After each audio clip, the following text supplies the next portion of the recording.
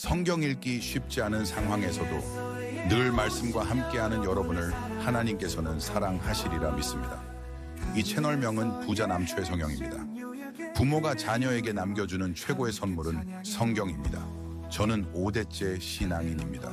아직 미혼이고 자녀가 없지만 후손 77대까지 신앙을 전수해야 된다는 부모님의 간절한 소망 때문에 책임 다하려고 합니다.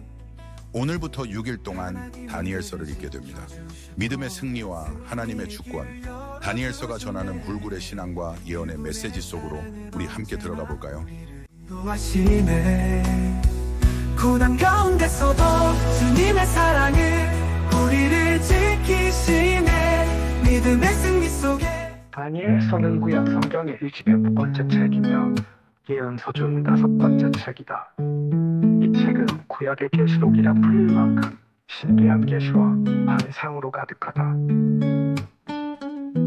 하나님께서는 바벨론으로 포로로 끌려간 유대인 청년 다니엘을 통해 이스라엘과 세계, 열방의 운명을 상징적으로 보여주셨다. 이 책의 기록 목적은 하나님의 절대적인 주권을 통해 포로로 잡힌 백성들에게 소망을 주기 위함이다.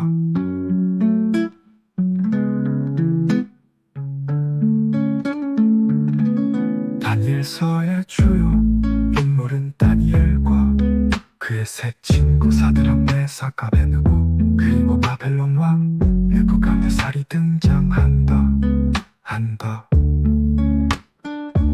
시련과 고난 속에서도 하나님을 신뢰하고 순종하는 다니엘의 모습을 통해 신앙의 본질을 강조한다.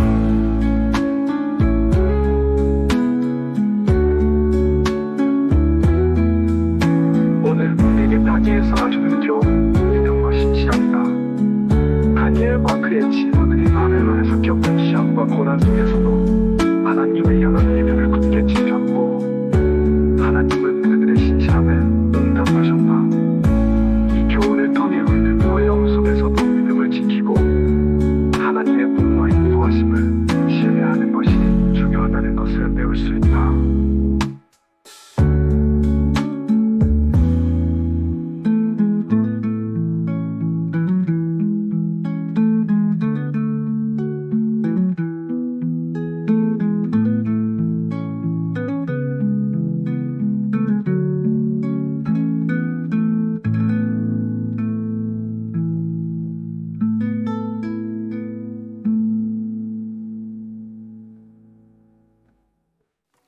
안녕하세요. 하루 20분 공동체 성경 읽기 257일째입니다.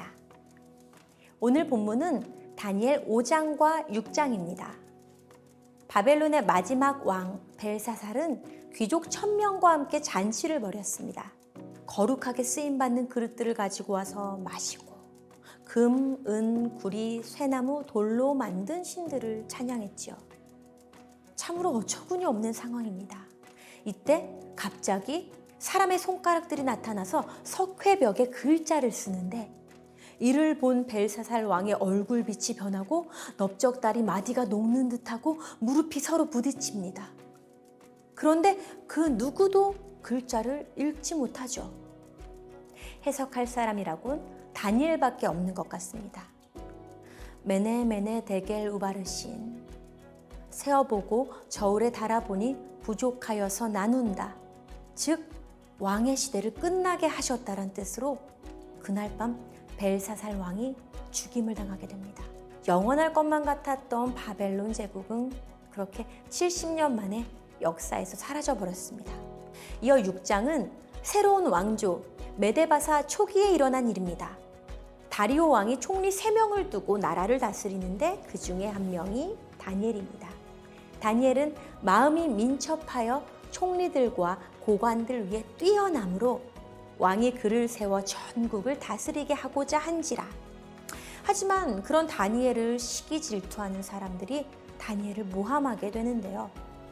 다니엘에게서 어떠한 잘못도 찾지 못하자 신앙적인 면으로 공격합니다. 다리오 왕을 부추겨 30일 동안 왕 이외에 어떤 신에게도 기도하지 못하는 조서를 발표하지요. 다니엘은 어떻게 반응했을까요? 다니엘이 이 조서에 왕의 도장이 찍힌 것을 알고도 자기 집에 돌아가서는 윗방에 올라가 예루살렘으로 향한 창문을 열고 전에 하던 대로 하루 3번씩 무릎을 꿇고 기도하며 그의 하나님께 감사하였더라. 다니엘은 사자굴 속에 들어갈 줄 알면서도 기도를 멈추지 않았습니다. 사자굴보다 하나님을 향한 믿음이 더 우선이었겠죠. 결국 사자굴에 던져지게 됩니다. 하지만 하나님께서 굶주린 사자들의 입을 막아 다니엘을 지켜주시지요. 다니엘에게는 아무 일도 일어나지 않았습니다. 오히려 다니엘을 모함하던 자들은 사자굴에 던져져 죽임을 당했습니다. 다리오 왕은 조서를 내려 그는 살아계시는 하나님이시오 영원히 변하지 않으실 이시며 그의 나라는 멸망하지 아니할 것이요 그의 권세는 무궁할 것이라고 선포합니다. 제가 결혼을 하고 난 후 나는 가수인가 사모인가로 많이 갈등했습니다. 하지만 믿음의 모습에는 제한이 없다는 것을 깨닫게 됐습니다. 하나님의 부르심 앞에도 내가 무엇을 하겠다가 아니라 왜 하는지 주님을 위해 하겠다는 생각을 하게 되었고 그때 제 마음에 자유함이 찾아왔습니다. 하나님께서는 있는 그대로의 제 모습으로 나오길 바라시며 저를 만들어 가시는 분이시니까요. 어쩌면 다니엘도 마찬가지 아니었을까요? 포로로 끌려간 바벨론에 이어 왕조가 바뀐 지금 메데바사에서도 동일하게 믿음을 지킨 다니엘. 그의 믿음이 다리오 왕을 비롯한 다른 사람들에게 산 증언이 된 것 같습니다. 오늘도 사람들 앞에서 예수님을 믿는다고 고백하는 저와 여러분이 되었으면 좋겠습니다. 하루 20분 공동체 성경 읽기 다니엘 5장과 6장을 함께 읽겠습니다. 다니엘 5장. 벨사살 왕이 신하들 1000명을 위해 큰 잔치를 열고 그 1000명 앞에서 술을 마셨습니다. 벨사살이 술을 마시다가 자기 아버지 느부갓네살이 예루살렘 성전에서 빼앗아 온 금그릇과 은그릇을 가져오라고 명령했습니다. 왕과 귀족들과 왕비들과 후궁들과 함께 그곳으로 술을 마시기 위해서였습니다. 예루살렘 하나님의 성전에서 빼앗아 온 금그릇을 가져오자 왕과 귀족들과 왕비들과 후궁들은 그곳으로 술을 마셨습니다. 그들은 술을 마시면서 금, 은, 쇠, 청동나무 돌로 만든 신들을 찬양했습니다. 그때 사람의 손가락이 나타나서 왕궁 촛대 맞은편 석고로 된 흰 벽에 글을 쓰기 시작했습니다. 왕은 그 손가락이 글 쓰는 것을 똑똑히 보았습니다. 그러자 왕은 즐거워하던 얼굴색이 창백해지고 마음이 두렵고 고통스러웠으며 다리에 힘이 빠져 후들거리고 무릎이 부딪히도록 벌벌 떨었습니다. 왕은 큰 소리로 마법사와 주술사와 바벨론 점성술사와 점쟁이들을 불렀습니다. 왕은 바벨론의 지혜자들에게 말했습니다. 누구든지 이 글을 읽고 그 뜻을 내게 말해주는 사람에게 자주색 옷을 입히고 목에 금목걸이를 달게 할 것이다. 또한 이 나라에서 3번째 높은 사람이 되게 할 것이다. 그래서 왕궁의 지혜자들이 모두 들어왔습니다. 그러나 그들은 그 글을 읽지 못했고 왕에게 그 뜻을 알려주지도 못했습니다.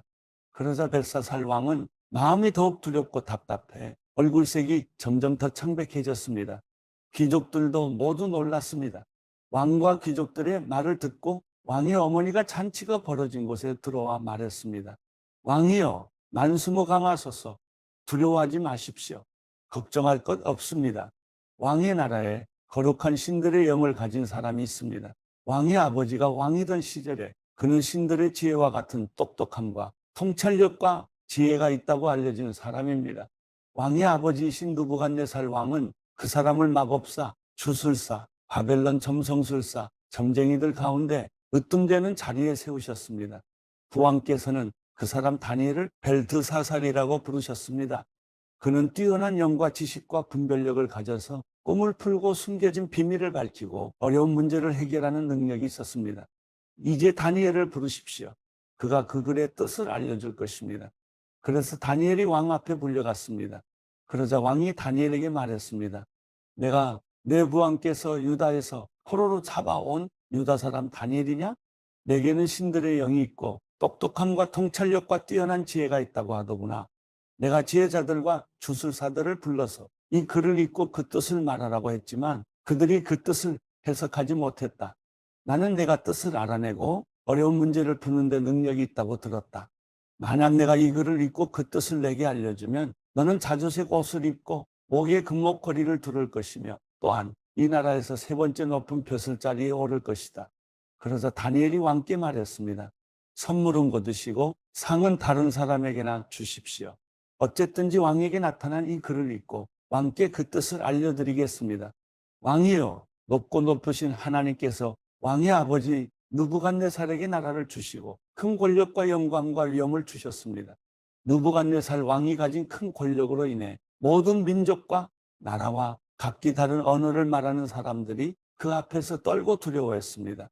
그 왕은 죽이고 싶은 사람은 죽이고 살리고 싶은 사람은 살리며 명예를 높이고 싶은 사람은 높이고 낮추고 싶은 사람은 낮췄습니다. 그러나 그 마음이 높아지고 고집을 부리며 자기 생각대로만 행동해 그는 왕위에서 쫓겨나 그 영광을 빼앗겼습니다. 그 왕은 사람들에게 쫓겨나서 그 마음이 들짐승같이 됐고 들나귀와 함께 살면서 소처럼 풀을 먹었으며 그의 몸은 하늘 이슬에 젖었습니다. 그러고 나서야 그는 높고 높으신 하나님께서 사람의 나라를 다스리시고 누구든지 그분이 원하시는 사람을 그 자리에 세우신다는 것을 알게 됐습니다. 벨사살이여, 왕은 그의 아들로서 이 모든 것을 알면서도 마음을 낮추지 않았습니다. 오히려 왕은 하늘의 주인을 거역하고 자신을 높였습니다.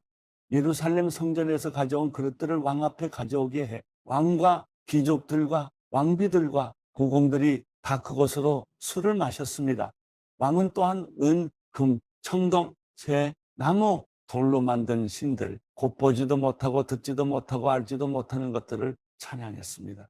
그러나 정말 왕의 생명을 손에 쥐고 왕의 모든 갈 길을 이끄시는 하나님께는 영광을 돌리지 않았습니다.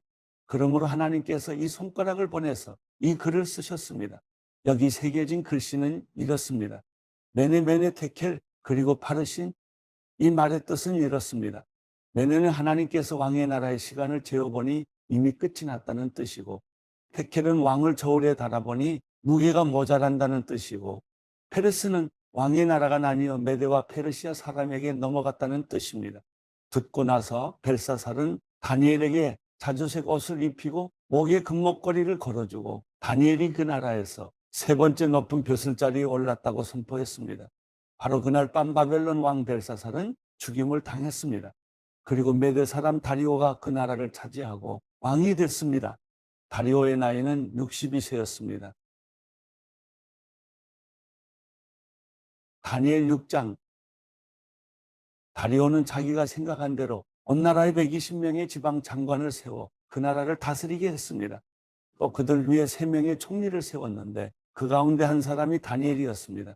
이렇게 한 것은 지방 장관들이 총리에게 보고하도록 해 왕에게 피해가 생기지 않게 하기 위해서였습니다. 다니엘은 생각이 앞서서 다른 총리들과 지방 장관들보다 훨씬 뛰어났습니다. 그래서 왕은 다니엘이 온 나라를 다스리도록 맡길 생각이었습니다. 그래서 총리들과 지방 장관들은 나라 일에 있어서 다니엘의 잘못을 찾아 고발하려고 애를 썼습니다. 그러나 그들은 다니엘에게서 어떤 실수나 잘못을 찾아낼 수 없었습니다.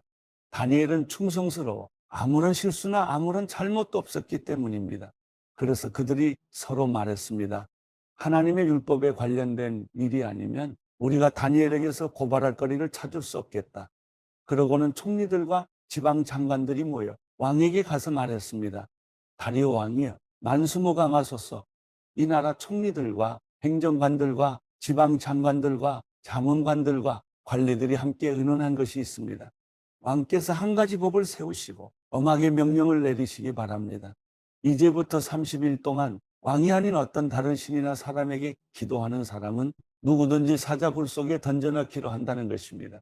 왕이여, 이제 이 명령문에 왕의 도장을 찍어서 왕이 도장을 찍은 메대와 페르시아 법은 사람들이 고칠 수 없다는 법에 따라 다시 고치지 못하게 하십시오. 그리하여 다리오 왕은 그 명령문에 왕의 도장을 찍었습니다. 다니엘은 명령문에 왕의 도장이 찍힌 것을 알고 집으로 돌아갔습니다.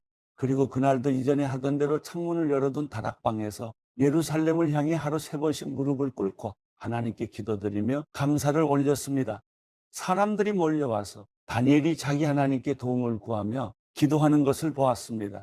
그들은 왕에게 가서 왕의 명령문에 대해 말했습니다. 왕이요, 왕께서 명령문에 왕의 도장을 찍어서 이제부터 30일 동안 왕 외에 다른 신이나 사람에게 기도하는 사람은 누구든 사자굴 속에 던져넣기로 하지 않으셨습니까? 왕이 대답했습니다. 그 명령은 내려졌다. 그 명령은 메대와 페르시아 법에 따라 사람들이 고칠 수 없다. 그들이 왕에게 말했습니다. 왕이요, 사로잡혀 온 유다 사람 다니엘이 왕과 왕께서 도장을 찍은 명령을 지키지 않고 지금도 하루 3번씩 하나님께 기도하고 있습니다. 왕은 이 말을 듣고 마음이 몹시 괴로웠습니다. 왕은 다니엘을 살리고 싶어서 해질 무렵까지 그를 구해내려고 온 힘을 다했습니다. 사람들이 다시 왕에게 몰려가서 말했습니다.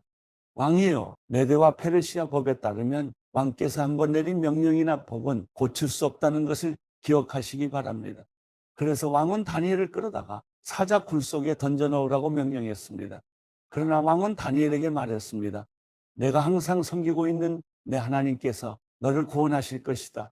그러고 나서 돌을 굴려다가 사자 굴 입구를 막고 왕과 귀족들의 도장을 찍었습니다.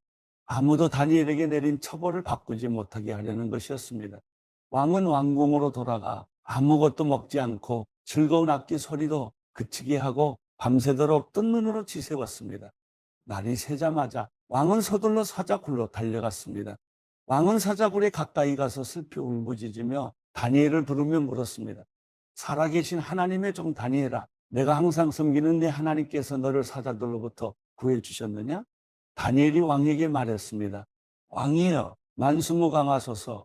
내 하나님께서 천사를 보내 사자들의 입을 막으셔서 사자가 나를 해치지 못했습니다. 제가 하나님 앞에 죄가 없다는 것이 분명하기 때문입니다. 왕이여, 또 제가 왕께도 죄를 짓지 않았습니다. 왕은 매우 기뻐하며 다니엘을 사자굴에서 건져 올리라고 명령했습니다.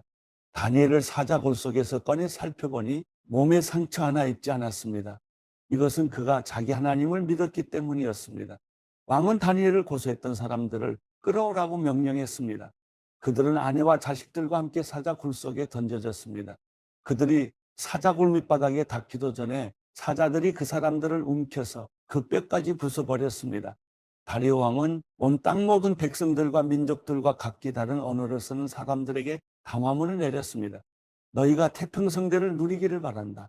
내가 이제 명령을 내린다. 내 나라 모든 지역에 사는 모든 백성들은 다니엘의 하나님 앞에서 떨며 두려워해야 한다. 하나님은 살아계시고 영원히 변하지 않으시는 분이기 때문이다. 그 나라는 멸망하지 않으며 하나님의 다스림은 끝없이 계속될 것이다. 그는 구하기도 하시고 건져내기도 하신다.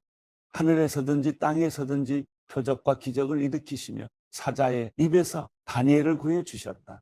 이렇게 해서 다니엘은 다리오 왕이 다스리던 때와 페르시아 사람 고레스가 다스리는 동안 편안하게 살았습니다.